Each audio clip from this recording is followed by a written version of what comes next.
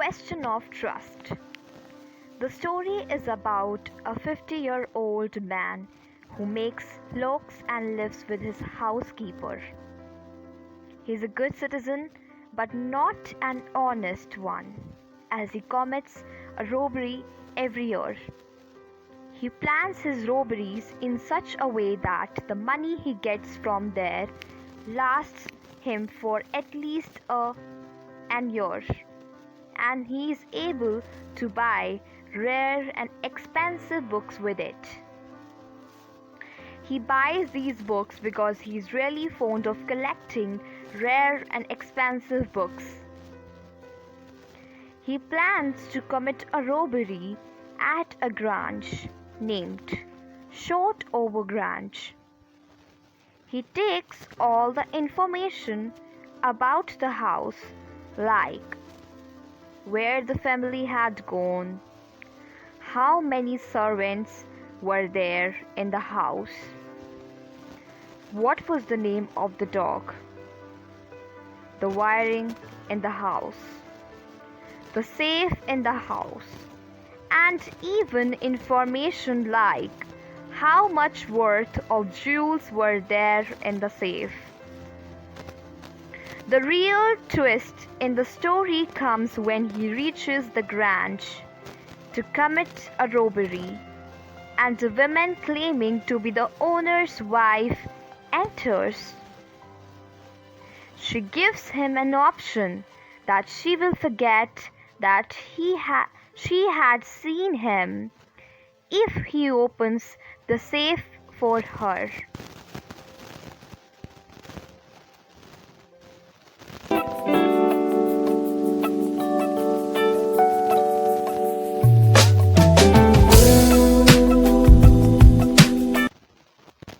As she has forgotten the code of the safe and has to go to a party, he does not realize that he is opening the safe for another thief, and that she is not the actual owner of the house.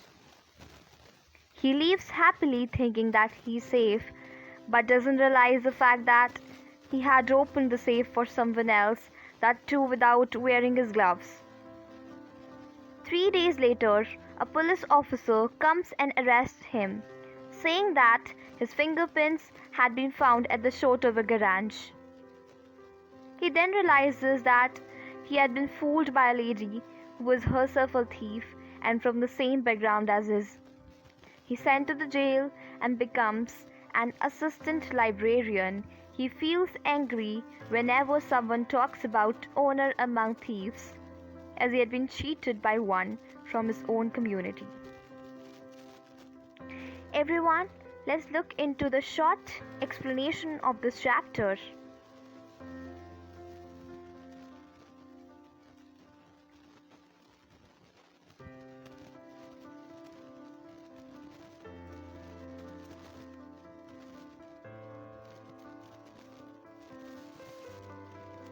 And after that, I will discuss a few questions with you people.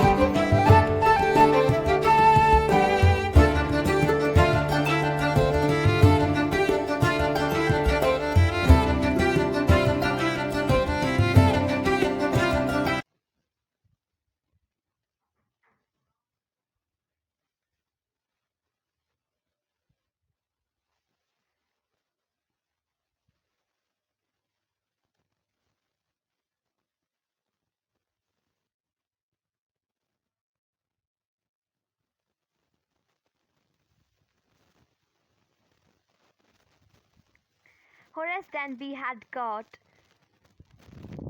reputation in the society. He was about 50 and unmarried. He made locks and had 2 helpers. He loved rare and expensive books.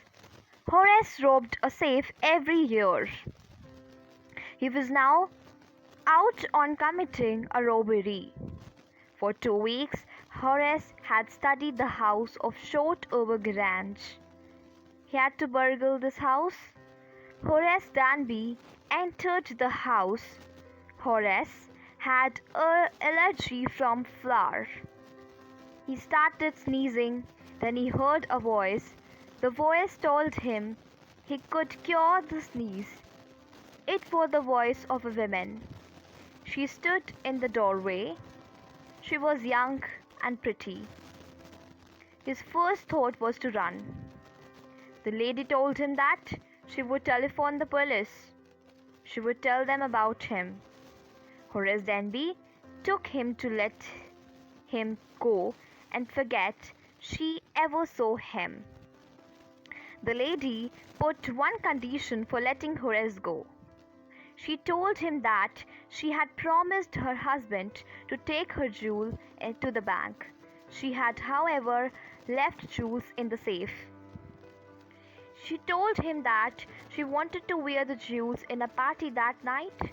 She came down to get them, but she had forgotten the number to open the safe. So she needed his help, and Horace opened the safe for her. After 2 days, a policeman had arrested him for the jewel robbery at the Shotover Grange. Danby's fingerprints were found all over the room. He had opened the safe without gloves.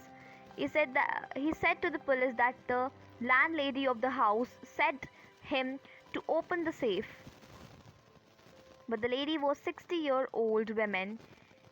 She said Danby's story is a nonsense. Horace is now in prison. He often thinks of the charming and clever young lady. She was in the same profession. She had simply tricked him. Danby gets angry when anyone talks about honor among thieves. Everyone, hope you liked my explanation. Now let's discuss some important questions of this chapter. First, I will give you the question. You can try answering them in the comments, or you can even just write them in your notebook. So let's begin. So your question number 1 is,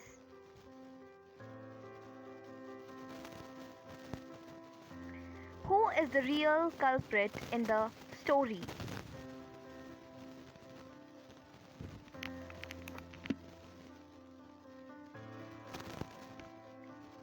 The real culprit in the story is the woman who pretended to be a family member of the family living at the garage. She cleverly acted as a family member and made Horace believe that she wanted him to open the safe just because she had forgotten the